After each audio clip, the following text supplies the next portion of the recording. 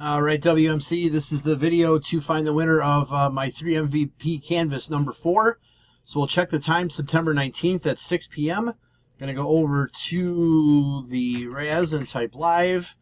We've got September 19th at 6 p.m. There is the list of our 10 entries. We're just going to randomize this list and we'll match, sorry, I'm in break mode. We're just going to randomize this list, and then whoever's on top after the final roll is our winner. So we need a dice roll of 5 or higher. There's 10.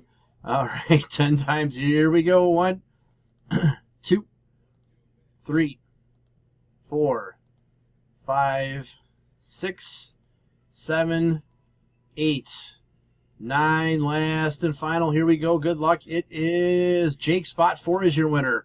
So Jake, please message me to collect your canvas. There is our verification code, our timestamp once again, September 19th, 6:01 p.m. That's it, guys. Thanks.